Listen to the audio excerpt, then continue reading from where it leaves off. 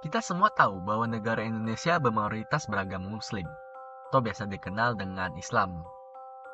Lalu kenapa Indonesia tidak menganut sistem hukum Islam saja? Ya, sebelum saya menjelaskannya, kita mengerti bahwa negara Indonesia bukan negara Islam, melainkan negara demokrasi. Sebenarnya alasannya simpel, karena warga Indonesia sangat beragam budaya dan agamanya.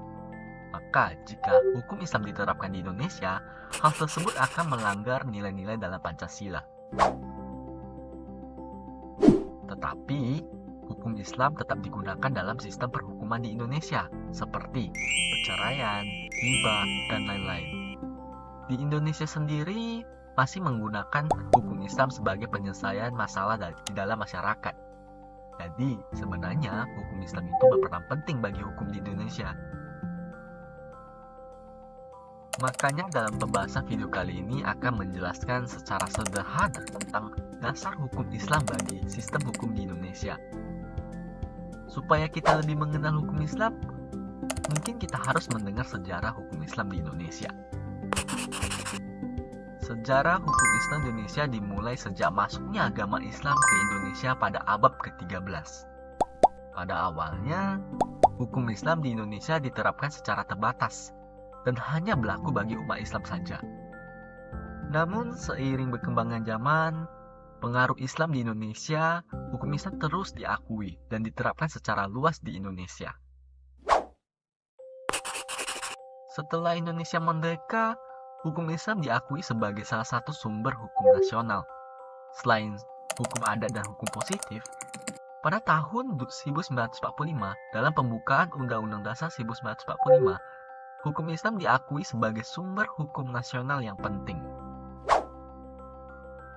Pada tahun 1965, pemerintah Indonesia membentuk Majelis Ulama Indonesia atau biasa disingkat dengan MUI, yang bertugas untuk memberi fatwa-fatwa hukum Islam. Selain itu, pada tahun 2001, pemerintah Indonesia juga membentuk Mahkamah Agung Islam Indonesia, yang bertugas untuk menangani kasus-kasus hukum Islam di Indonesia. Sejak masa Orde Baru, hukum Islam di Indonesia makin diperkuat dengan diterbitkannya Undang-Undang Nomor 1 Tahun 1974 tentang perkawinan dan Undang-Undang Nomor 7 Tahun 1989 tentang peradilan agama. Undang-undang tersebut memberikan pengakuan yang lebih kuat terhadap hukum Islam di Indonesia. Hingga saat ini, hukum Islam masih menjadi bagian penting dari sistem hukum di Indonesia, terutama dalam hal perkawinan, perceraian, dan waris. Selain itu, hukum Islam juga diterapkan dalam bidang-bidang lain seperti ekonomi syariah dan perbankan syariah.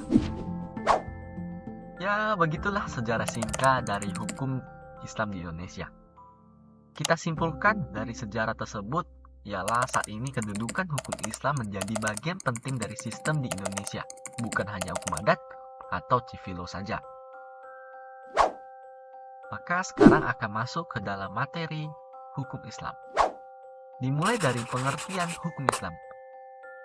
Sederhananya, hukum Islam adalah seperangkat peraturan berdasarkan wahyu Allah dan atau sunnah Rasul tentang tingkah laku manusia mukallaf yang diakui dan diyakini mengikat untuk semua yang beragama Islam. Ada 3 aspek utama dalam Islam, yaitu akidah, syariat Islam, dan akhlak. Nah, saya akan jelasin satu persatu. Akidah, suatu pokok atau dasar keyakinan yang harus dipegang oleh setiap pemeluk agama Islam yang dikaitkan dengan rukun iman. Yang kedua, syariat Islam. Syariat Islam ini adalah hukum atau peraturan Islam yang mengatur seluruh sendi kehidupan umat Islam. Secara etimologi, syariat bermakna sebagai seperangkat norma ilahi yang mengatur hubungan manusia dengan Tuhan, hubungan manusia dengan manusia lainnya, dan hubungan manusia dengan benda. Dan yang terakhir adalah akhlak. Akhlak berasal dari kata kulu, berarti perangai, sikap, tingkah laku, watak, budi pekerti. Yang disebut dengan Isa adalah berarti baik. Sumber utama hukum Islam. Yang pertama, Al-Quran. Al-Quran merupakan kitab suci bagi umat Islam yang berisi petunjuk-petunjuk atau aturan-aturan hukum yang harus diakui oleh umat Islam. Dan yang kedua kedua adalah sunnah Nabi. Sunnah Nabi merupakan praktik-praktik dan perilaku-perilaku yang dilakukan oleh Nabi Muhammad selama hidupnya dan menjadi contoh bagi umat Islam. Dan yang terakhir adalah ijma. Ijma adalah kesepakatan para ulama dalam menetapkan hukum-hukum baru atau menginterpretasikan hukum yang ada. Adapun tujuan hukum Islam. Tujuan hukum Islam adalah pembentukan hukum Islam memiliki tujuan untuk merealisasikan kemaslahatan manusia dengan menjamin kebutuhan pokoknya, kebutuhan sekunder, serta kebutuhan pelengkap. Selanjutnya adalah tentang eksistensi hukum Islam dalam tata hukum nasional. Ada 3 hal hukum penting dalam Indonesia. Yang pertama, hukum Islam, dan yang kedua, hukum adat, dan yang terakhir ada hukum barat atau biasa dikenal dengan civil law. Ini yang akan menjadi sumber dari Pancasila dan Undang-Undang 1945. Eksistensi hukum Islam dalam tata hukum nasional Indonesia diatur dalam Undang-Undang Dasar 1945, khususnya pada pasal 29 dan pasal 28I. Pasal 29 Undang-Undang Dasar 1945 menyatakan bahwa agama-agama yang diakui di Indonesia, termasuk Islam, memiliki kebebasan untuk menjalankan ibadahnya sesuai dengan agama dan kepercayaannya masing-masing, serta memiliki hak untuk mendirikan lembaga-lembaga keagamaan. Mungkin dalam video kali ini sekian penjelasannya tentang hukum Islam.